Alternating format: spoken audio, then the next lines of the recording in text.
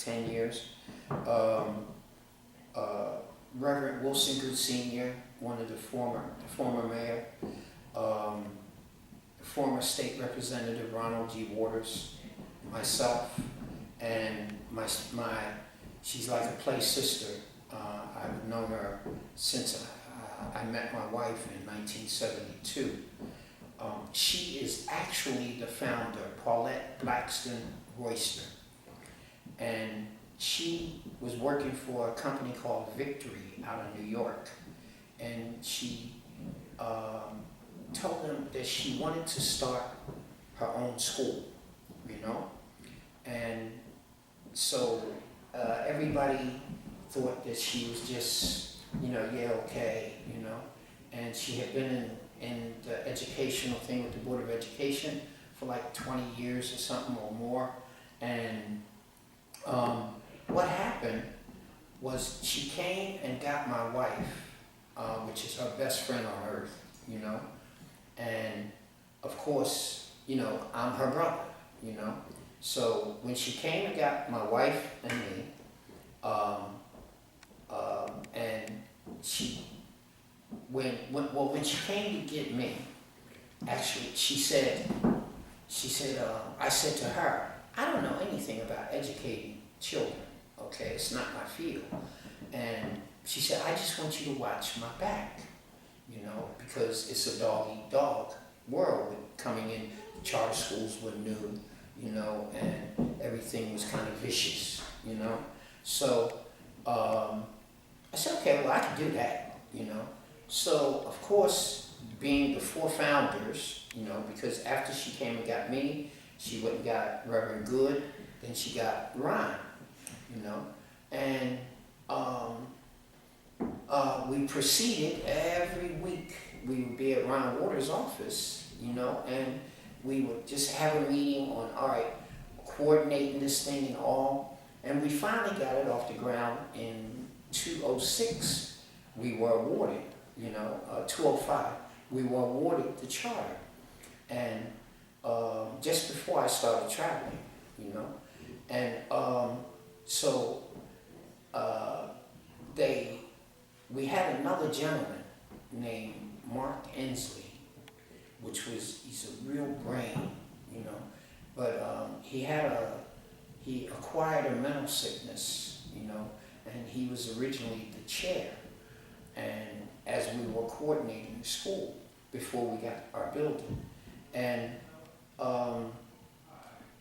when we had to relieve him, you know, of his position, they unanimously made me the board, chair of the board, and which I never wanted it because I just didn't feel like, for me, I wasn't qualified, you know. And what happened is, I have a lot of people around me that have doctor's degrees and all of that. My degree is with Allah, with the Creator, okay? And, you know, I love Allah, that's it, okay? So, it became a form that in the school, that even with the children, our first class, which now has graduated and they're going to college this year, you know, we had a thing that everything we do it for the sake of God, okay? And for those of them, for language purposes, we use the word creator, you know? And it became like a family. Until today, 10 years later, it's still like that, okay? Because it's a school, we can't use God, you know, because it's a charter school, you know. But everyone knows, you know, that we thank God for this, you know. And Paulette ran the school for 2 years. She was the principal, counselor, she was everything, okay? And I just assisted her with whatever she needed me to do. Then it was too much for her, you know. But then we only had maybe a couple hundred students, you know, and we actually, to get this building, because we didn't have a building, and First Paschall Baptist Church, they were across the street on the other side of Woodland Avenue on 71st Street, and they wanted to buy this compound from the Catholic Church. And by us leasing from them, they were able to buy the compound, you know. So consequently, we got the building, you know, we leased the building from them, and we moved forward, you know, with opening the school. Now, we had another principal, a lady named Robin, and she, you know, when Paulette was the principal, CEO, and everything, school was climbing like crazy, you know. And then we made Robin the principal, and the school started. You know, the 2 years that she was here, you know, it was just disastrous, you know. And anything, my motto with everybody, when it's good for my children, okay, I'm cool. I'm not into the technical stuff of the education and this and that. No. Am I aware? Am I educated? Yes. Okay. But, you know, I have a saying. I don't care where I'm at, who I'm with. I'm the dumbest person in the room. Now, use your intelligence and teach me. Okay. What you think I need to know. You know. And I never forget it. I was in Dubai, and Reverend Good called me and said, "Hanif, we have a problem." I said, "What is the problem?" He said, "We have to fire Robin." So I said, "Wow." He said, "She's really messing up." And, you know, it just wasn't organized or anything. So I said, "Well, Reverend Good, I mean, we have lawyers on the board, we have, you know." And he said, "Hanif, they're too intelligent." Okay. You know, and I said, "I got you." So I said, "Give me 30 days, okay, and I'll be home." So I flew in from Dubai, came home. We had an emergency meeting that Saturday. That Monday, we called Robin in this very room, and I said, "Robin, you know, listen, it's not a good fit." And I said, "If you want to get your attorneys, because you don't like how this is going down, you know, you're welcome to that." I said, "We have to use our attorneys or whatever." She said, "Hanif, no." She said, "For you, Hanif, you know, it's about the children. My thing is, everybody knows me. It's about the children, okay? Because the children in this world, they don't have anybody to speak for them. You know, they really don't. And I take it real personal about these children.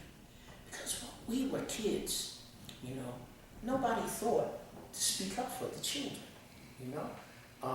They didn't have the compassion for the children, you know. Anyway, make a long story short, we hired Mr. Evans. And Mr. Evans is a diamond. He really is, because he cares, he's involved, you know, and he's phenomenal, you know. While I was living in Africa, they made him the principal / CEO, and he's just been excelling since then, you know. And you know, we started off kindergarten to 3rd grade, and we kept adding on until we got kindergarten to the 8th grade, you know, where we're at now. We're in the process of expanding the school. We have like 500 students, and we're expanding. We're acquiring another property, which is 4 square blocks, and we're going to have, inshallah, be it the will of God, we're going to have 1,000 students, you know. So, and that is in process for the new school now, for 2018, that we open our new school, you know. I think, try to bring you up to date to the best I can. You know, Mr. Evans can give you all of the technical stuff and all, you know. But I'm really proud of the fact that we have a program called the Alumni Program that I'm also looking for investors to, not investors, but what do you call it? Contributors, okay? Because we're not allowed, which upset me very much, we can't take any money from the budget to help our alumni program, you know? And so now I'm really looking for contributors of anybody that has money that want to do something good for the children. The alumni program, we actually follow our children from kindergarten to college. And when they're in the 7th and 8th grade, Mr. Evans has set up a program that they visit the colleges, different colleges, and they spend, I don't know if they spend a week there or a weekend, you know, but to introduce them to different colleges. Then they take a sticker from that college and put it on their locker, you know. So right here in elementary school, you know, they already have the frame of mind of going to college, you know, getting the best education they can, you know. So, you know, I'm really, you know, anybody that you know or whatever, I'm looking for contributors, okay, for my children. Well, this would be a good opportunity for you to let people know how to get in touch. We're videotaping this for the Philadelphia Roundtable, and we'd like folks to be able to get in touch and maybe address that situation. Okay. I don't know if I would be the best one to give you the information, because you can always get in touch with me. You know, my number is 215-430-3254, Hanif Moore, and anyone that wants to give a donation to help our children, okay? Listen, my phone stays on 7 days a week, 24 hours a day. You know, I'll welcome someone to call me and tell me they want to contribute to our children, you know. And Mr. Evans will give you a better clarification. He can educate, you know, he's educated. He's, you know, this is his thing, education, you know. So he would give you the website and everything that you can go on and find out all about the school. Yes, we have all sorts of children here. We have Laotians, we have Africans, you know, we're well diverse. I mean, you know, we have children actually from all over the world, you know. I think we did have Caucasians here. I think last year we had some students, but they moved out of the neighborhood. I think Mr. Evans can tell you better than I can. But, you know, we really, and the school, the diversity, like we reach everybody, okay? You know, it's not just, you know, for, you know, our people. No, you know, it's about educating the world about our people, okay? You know, to let the world know that you have many Obamas, okay, you know, in this world, and they start in little schools like this here, you know. So, that's good. my mother was a Native American. My father was a descendant of the slaves. He was born 1910 in Whitestone, Virginia, you know. And my father was Seventh-day Adventist. My mother was converted to being a Baptist, you know. And so I grew up in a Christian home. But you know, at 6, 7 years old, I had acquired a sickness called rheumatic fever, which I spent months in the hospital, and they sent me home and said I had 2 months to live. When we got home, I said to my father, because they said it in front of me, back then they didn't care about children, okay, about the mental state. And I said, Pop, did they say I was going to die? He said, yeah, that's what they said. I said, well, I need to find God. So I said, how do you find God? So he said, you go to every religious entity until you feel something in here. When you feel something in here, stay there. Okay? If you don't feel anything, go. Okay? And what happened was the first church I went to, because when I was growing up, every household believed in God. Every household. Okay? 52 houses on the block, 51 of them, okay, had some type of religion. Okay? You were like an outcast when you didn't believe in God, you hid it, you know? And this was in the 50s. In the 60s, it was the same way, you know? And I never forget, I went to the first church, which was at 21st and Dickinson. It was a Pentecostal. And, Pentecostals, we used to call them when I was a child, Holy Roly. And this lady, that every day that I'd walk by there, I would see her, and she had the Holy Ghost. So I said, okay, well, I can find God. I get next to her. And, as a child, nobody pays attention to a child. So I went to make sure that I was touching her, because when I was growing up, the Christian women dressed like the Muslim women of today. They covered, and they didn't wear pants, And so I sat beside this lady, I never forget it, and she got the Holy Ghost, and I didn't get it. And I ran home crying to my father. I said, Pop, why does God not love me? First he met me with this sickness.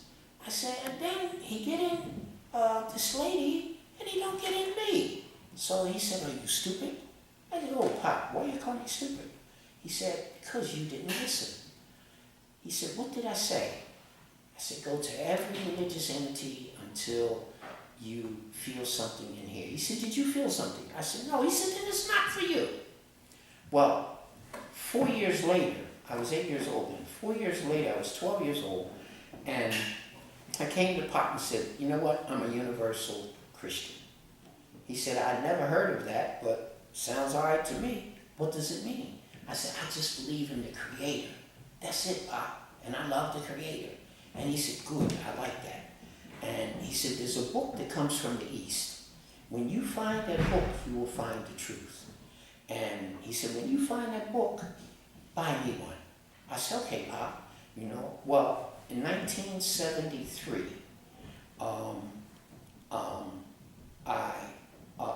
in 1973, I was 20 years old, and I found the Holy Quran. And I read Al-Baqarah 62 that said, be it Jew, be it Christian, be it Sabian. When you believe in one God, you believe in all of the scriptures of God, you seek to do righteousness, and you believe in your last day of judgment, you have your reward from your Lord. So I said, oh, I'm a Muslim. And I became Muslim that day. Okay? I'm saying that, putting all of that in, because today we have lost all respect. See, when I was growing up, when you walked down the street, even if you was cussing, if you was smoking a cigarette, if you was doing anything wrong, when you got to the sidewalk of the church, okay, you stopped. Okay, you didn't do nothing around the church because you respected and you feared God. Okay? When our country lost the fear of God, we lost everything. We lost everything, and these days are frightening because our children grow up without knowing God at all from any. Now, it is the opposite, okay? There's 52 houses on the block, okay? Maybe 2 of them, are really God-fearing people, and the children are raised to be that way, and for the children of today, for the youngins of today, I thank God when I see children that fear God, and people use the word fear, and they don't understand, fear of God is a loving fear, okay? It's a fear of something higher than you. You know, today we have this concept, nothing is higher than us, you know? And that's a problem, you know, because even on our dollar bill, you know, it has "In God We Trust." This country was built about "In God We Trust," you know, and we've lost that. Now when you go in a courtroom or something, they say, "I affirm." What does this mean? You affirm to who? You know? And a lot of our problems, you know, 99% of our problems are the fact that we have lost respect, we lost fear of God, and we lost understanding. You know, in this country, we just do what we want to do. I've been all over the world. I lived in Ghana, I lived in Sudan, I lived in Egypt, you know, I lived in United Arab Emirates, better known as Dubai, you know, and I lived in a place there, we have a place there called Sharjah, you know, and out of all of the places I've been, Sudan, because it's a Muslim country, but the Emirates, you know, it's peaceful. Nobody cares your religion, nobody cares, just do your thing, okay? As long as you don't break the law, okay? And the laws are based on Quran and Sunnah, you know? So anything that I could say to the children of today, you know, or the youngins of today is, you know, mankind was simply created to worship the Creator. And in life, we as human beings have to understand there's only two segments to life: Creator and creation. We are creation. All of that falls under Creator. When creation thinks that you have created something, okay, you have went on the wrong path, you know. So with that, you know, I always say to people, all of mankind has two things in common. First, you have a birth date and you have a death date. That you may know your birth date, but you don't know your death date. And the second thing is, no man is perfect. No man is perfect, you know?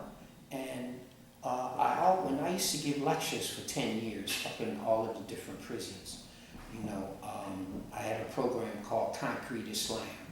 You know, you couldn't come to me speaking Arabic and all of this and that, you know. You couldn't do that, okay, because you was in prison not for selling Holy Qurans and not for selling Bibles, okay, or not for praying. You was in prison for doing something that was against the law, you know, including myself as well, because I was one of them. You know, I was in the federal penitentiary from 1989 to 1993, you know, and although it was, for me, it was a game as to why I was there, you know, in reality, I understood that Allah blessed me to go there, because I had been Muslim since 1973, and I didn't know anything about the Sunnah. I didn't know anything about our beloved Prophet Muhammad sallallahu alaihi wasallam. And when I got there, I met a good brother, you know, which I won't mention his name, you know. I met a very good brother that gave me the life of the Prophet Muhammad sallallahu alaihi wasallam.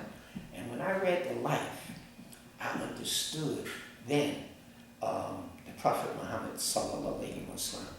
And you know, life, Allah subhanahu wa ta'ala tells us in the Quran that He has made this way, Allah has made this way very, very easy for us. We make it hard. You know, poverty is a state of mind, okay? Poorness, I should say. That superiority that people have, it's a state of mind, you know, because all of mankind is equal. You don't know your death date, and you're not perfect, you know. I always give a scenario of the pyramid. There's 4 sides to a pyramid. Each side is different, okay? But each side leads to that peak. This is a part of that symbolism that's on the back of a dollar, of the eye that's at the top, which is misconstrued with people that don't understand that that eye is talking about the Creator, okay? And you know, when we're at the bottom of the pyramid, we are always reaching around the other side, saying, come here, I see the light. And they're reaching, no, I see the light. You know, well, just get on your side, but get on the side, okay, and strive to the light. Then as you strive to the light, all of those that strive to the light, that don't stay in the confusion at the bottom, you know, then you see there's only one Creator, you know, all over the world, one Creator, you know. And when we spend more time being humble, being meek, and learning when to be stern, and learning that Iblis, Shaitan, is our enemy, not my brother, not my sister, you know, then, you know, there's something that comes over us that you get a great feeling because you don't have the frustration of life. When I live with the people, especially in Ghana, you know, that really, I live with some really poor people. I live in the village, which in Ghana they call them fishmongers. They're illiterate people, you know, but these people can go every night, 2, 3 o'clock in the morning.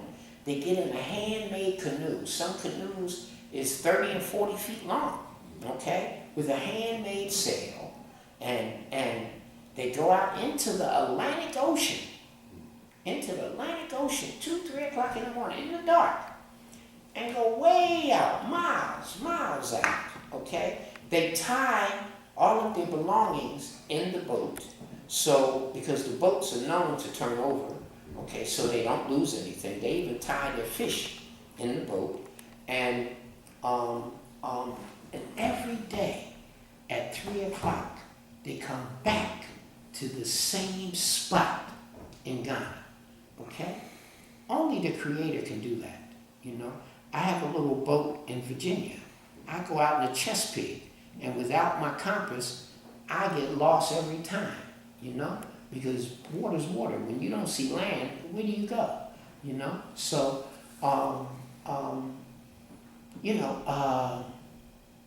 summing it up, you know, when we all love for the sake of the law, when we all love for the sake of God,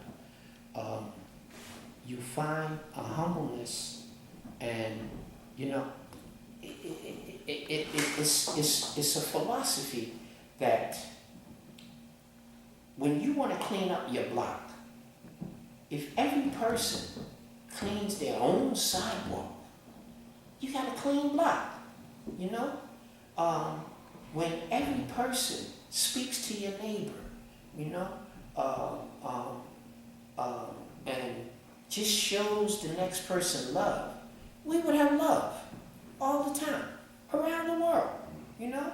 But the problem we have is people think, I am better than you, he is better than her, he is better. You know, we're not better. We're all creations of the Creator, you know? All right, that sounds good. Listen, thank you for the interview and the wisdom. I hope people can appreciate that. This is Philadelphia Roundtable, and we'll be doing another interview in a few minutes. My name is Alfonso Evans. I am the CEO and the principal of the Southwest Leadership Academy Charter School. I have been at Southwest Leadership Academy Charter School with this particular administration for 5 years. We are a school that has approximately 500 students, which we also recognize as scholars. We are single gender in philosophy and mindset, but also understanding the purposes of teaching genders differently based upon physical environment. We don't believe in one size fit all, in putting a football in a boy's hand and a rope in a girl's hand, but we do believe that the brain works differently when it comes to understanding curriculum and content and understanding who you are as an individual, and we go with that philosophy in our instructional program. Our classes are one gender per grade. So for example, we have one kindergarten boys class, one kindergarten girls class. We have extensive professional development throughout the year based upon what single gender means, because it's just not putting boys in one class and girls in another. We have a very, very strong partnership with Agrarian Institute, which is a nationally based institution on single gender learning. They have several model schools throughout the country, and we happen to be one of them. We also focus a lot on leadership, because this school was founded based upon school choice within the Southwest Philadelphia area, and we believe the founders, who were strong leaders themselves, took the opportunity to suggest that leadership be one of the foundation areas of the school. We have a curriculum that is implemented for 45 minutes each day on leadership. Our teachers are extensively trained on a leadership model and the understanding of competencies that support that model, such as responsibility, self-awareness, abundant thinking. We want to believe here that it is imperative that our children in this community are exposed to a collegiate theme and model. When you graduate the Southwest Leadership Academy Charter School in 8th grade, you have went on 9 college tours. Some of them are Emory, Morehouse, Spelman, Howard, Temple University, to name a few. We believe in this philosophy, and we don't apologize about saying that every child needs to be exposed to college, because we believe not only in the completion of the degree to open up new opportunities for children, but we also believe that the exposure to different people, places, and things is critical as it relates to when you graduate and do not have the opportunity to go to college, what you would make versus what you would make after, as we talk about financial literacy. But more importantly, you may go to college and meet some people that will expand your horizons around entrepreneurship, opportunities to become a better leader, etc. I am an at-risk, I was an at-risk child myself, and I know the importance of urban education. I think, unfortunately, in Philadelphia, people can come and teach in the African American community and not held responsible to be culturally aware and sensitive to what the children need. Because you can put arithmetic or literature in front of any child and think that they're just going to learn from that, but you have to dig deep into what the child is going through. So we have a series here called Walking in Our Children's Shoes, where we actually make our faculty and staff walk through some real case scenarios where our children have faced different hurdles in their life, and the fact that when children come to school, you need to have supports in place to make sure that they meet their greatest potential. And so we try to be one-stop shopping as it relates to psychologists within our school, parents having hardship with utility bills, places to stay. We bring PHA here for meetings. We have parenting classes here. We have parent boot camp in relation to getting parents to have a resume.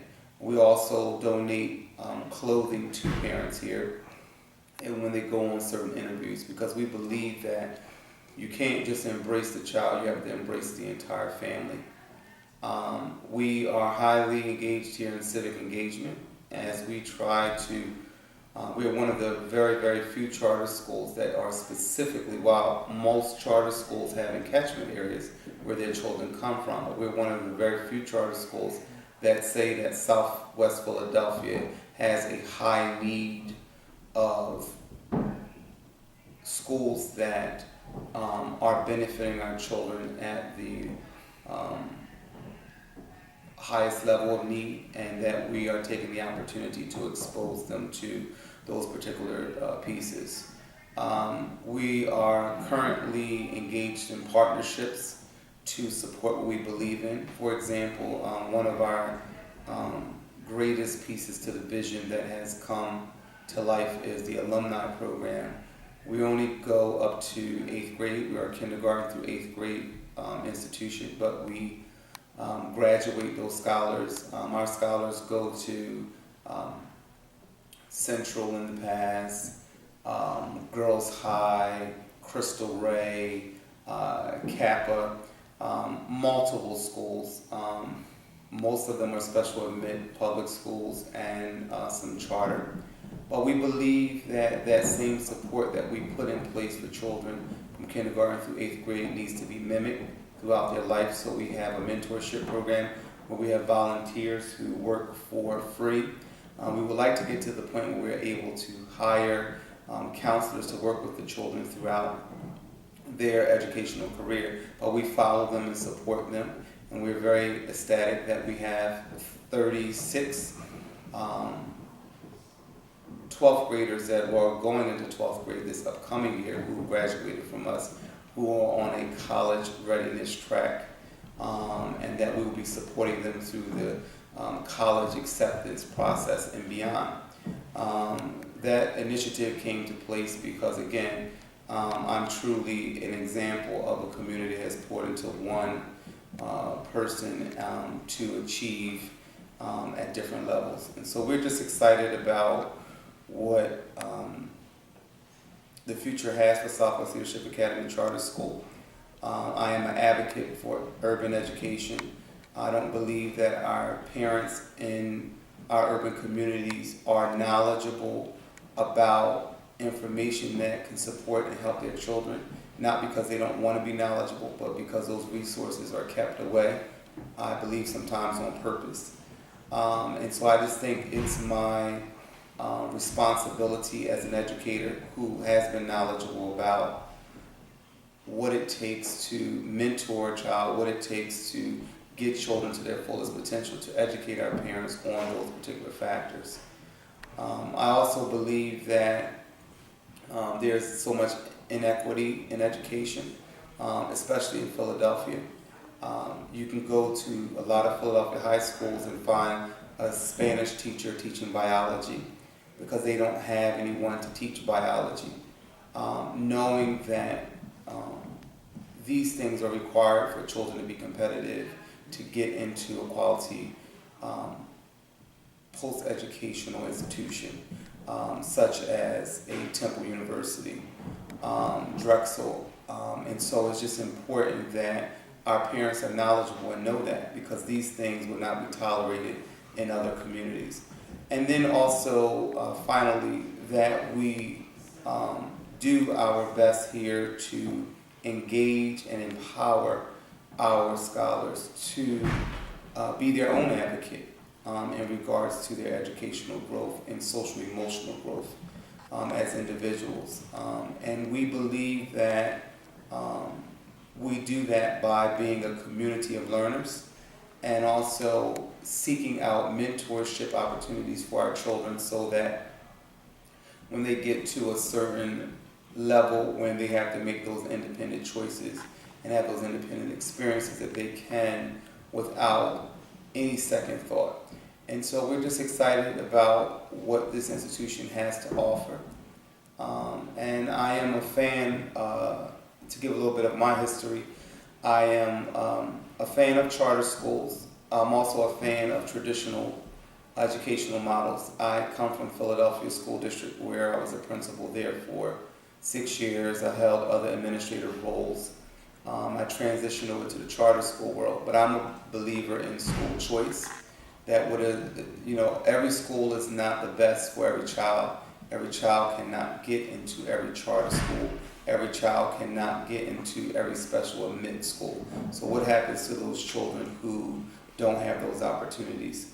So I believe that the same way people are fighting against charter schools as a school choice. I believe they need to be fighting against those schools that have been in their communities for over 100 years, felling generations of people, and not being held accountable because they were in the neighborhood. And I just think it's important that people, minorities and people of color who make up a large base of the Philadelphia education system have all of the information that is needed to make better choices in regards to education.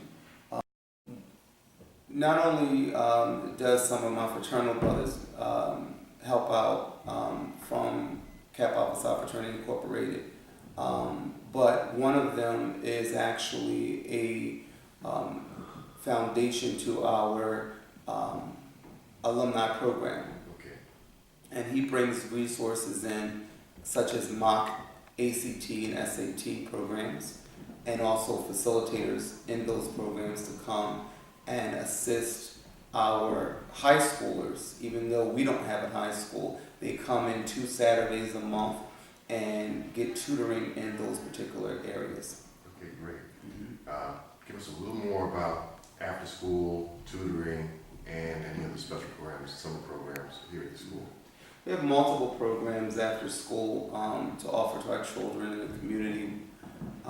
One program that we offer to our scholars here is a dance program after school. We do offer tutoring during certain sessions throughout the school year.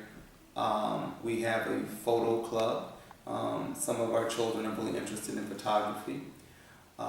We also, like this afternoon, we will have a leadership summit where the children can take different issues that are concerning them, not only about the school community, but the community at large, and they're going to speak to those particular pieces. We've had a STEM program this year, also public speaking classes. We're big on public speaking here because we believe that's another opportunity for independent advocacy for our children, that once they know how to speak and speak up for themselves and to speak clearly, that would just drive a lot of what they need to do to be successful in life. We have very successful sports programs here. Both of our boys and our girls basketball teams usually make the playoffs every year. Our track team this year won the championship for the Charter School League. We also are engaging in baseball for next year. So, and also our teachers play baseball every year in a adult league. So we try to make sure that we have several opportunities for our scholars to engage in, because when you look at, for example, one of the places that they can go in the community is the Powell Center, but it has limitations on what it can offer the children. And so we try to have opportunities here, again, that stop shopping model, where our families can come here for multiple things instead of trying to go, for example, the YMCA, the closest YMCA to this particular site is at 52nd and Chestnut. Well, that's a long way. So children should not have to, travel all the way over there to get the level of service that they need as far as recreation and programs that are going to stimulate their minds. Okay, great. Last question. There's a website, right? And yes. Yeah, give us the website information. Southwest Leadership Academy Charterschool.com. That is the website to go to. We again take donations, especially for our alumni program. That is a program, again, that is out of this administration that is funded privately. We also are still looking for companies and partnerships. It's very hard in urban education, and we appreciate all gifts, but we have books, we have pencils and paper, we have those things in order to engage our scholars.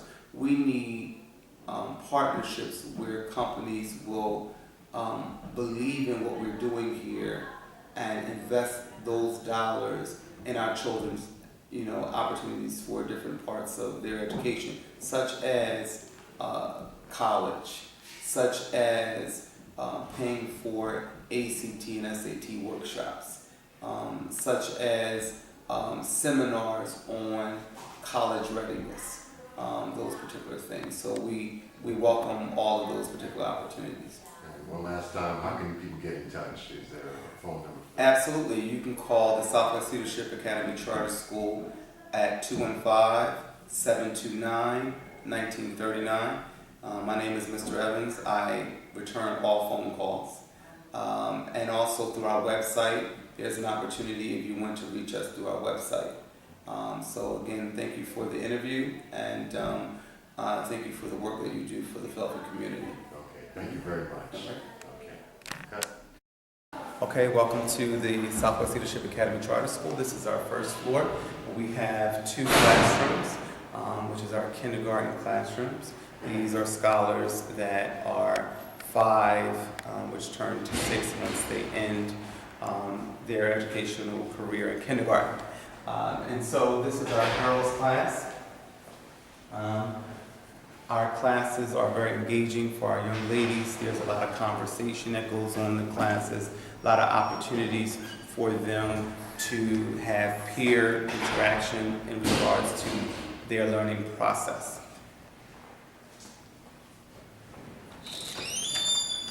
Just glance it. Just look at more of the class. Meetings. We also call our hallways the leadership hallways because we are expecting that scholars always remember those competencies. If you look up into the ceiling, you will see the competencies that we surround our institution with. This particular case right here is a number of our winnings from track, basketball, junior honor society, different awards, STEM programs in Philadelphia that we've won over multiple years in this administration.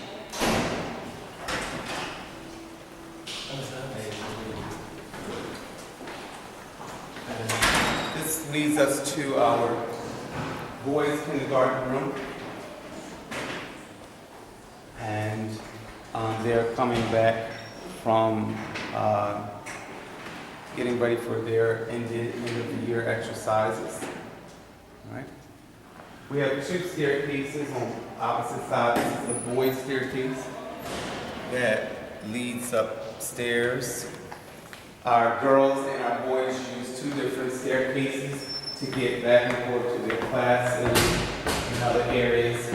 As you see throughout the building, no matter where you go, you always have the competencies, which is self-control here. And we want them to know that this school is in their community. So we have Greatness Begins at 7101 Paschall Avenue. We just want to remind the children of their greatness. You're now entering the Prep Academy. This is an academy for 1st through 4th graders. The basis for this academy is all literacy. All right. This is an area right here where our scholars come out for independent reading. They also come out for any type of classes they may receive where there's only 1, 2, or 3 children. This is 1st and 2nd grade boys' classroom. Good morning. Hey, good morning. How are you? Good. We pride ourselves on interactive bulletin boards. This is an opportunity where anyone can come up and look at the rubric to see how the scholars were graded and be able to interact with the board to learn something. Because we just don't put bulletin boards up just for people to visualize, but we want it to be meaningful and measurable. As you see throughout this community, you see nothing but books in the ceiling. These are some of our scholars' favorite books that they will read during their time on this floor. So one of the great books is the art lesson. So we always are reminding them that literacy is the key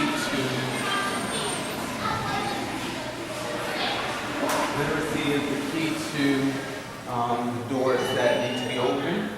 This is the Tiger's Den. This is one of our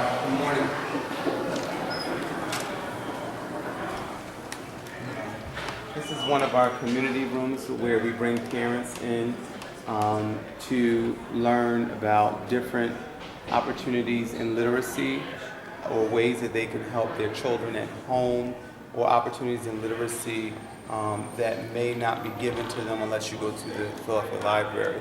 So we want to teach them strategies that they can work with their children at home, but there's also opportunity for their children to come up here and to share and have an experience with their parents in the school setting. One of the things that we want to promote here is that parents are our partners. Parents should not be away from the school, they should be working with the school. And a lot of parents in Philadelphia are disenfranchised with the schools because they don't invite them in. And I can say that from experience. It's more of an opportunity just to drop your child off. But we want to invite our parents here, show them what we're doing on a daily basis. And we can go up to the, this is all 3rd and 4th grades.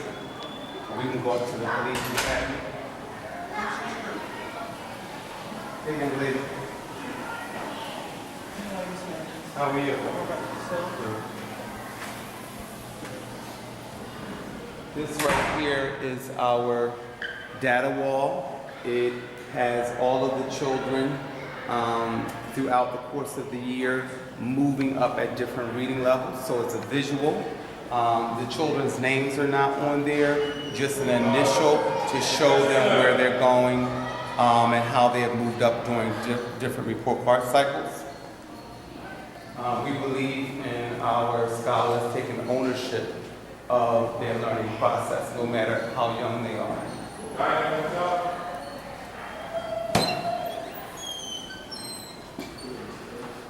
This leads up to 3rd floor, which is the Collegiate Academy. As you can see, when you start to go up to the Collegiate Academy, we start talking more about careers, college readiness, giving them statistics.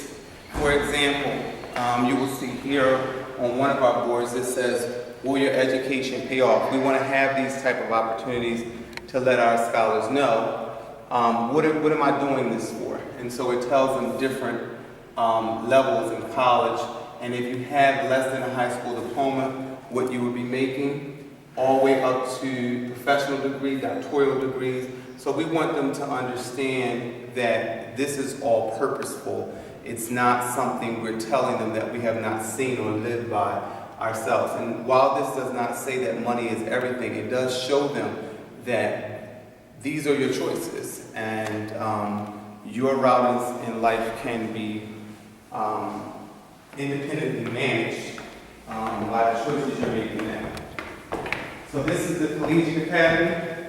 This is grades 5 through 8. As you see again, this is in most college campuses, you'll see setups like this, or you will see this in dorms where they have these areas where people can go and sit and read and study. And so we have the same perspective in regards to our Collegiate Academy. Need to tuck that shirt in, please. Thank you. And keep it up. I don't know why this shirt is out either. I have no clue. This here, if you look at the pennants in the ceiling, these are some of the colleges that our facilitators went to. And on boards down there, again, when you graduate Southwest Leadership Academy Charter School, you will have graduated with going to 9 full, at least each one would be 2 hours, fledged college tours. And so when you graduate, you have a great mindset of what college looks like, what it feels like. And so this is the Collegiate Academy. On each locker, all throughout the building, has a different college on it that the facilitators have went to, or a college that the scholars will go to before they graduate from here. This is a sixth grade girls' door, so you'll see that this teacher went to the University of Delaware, and she also went to the University of Penn.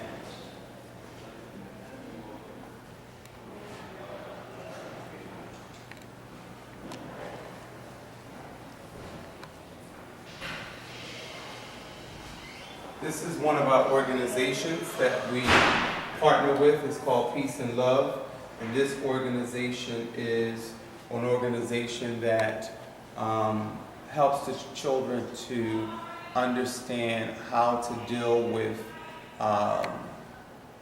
negative situations that may have happened in their life, conflicts, areas of violence or trauma that may have come in their life.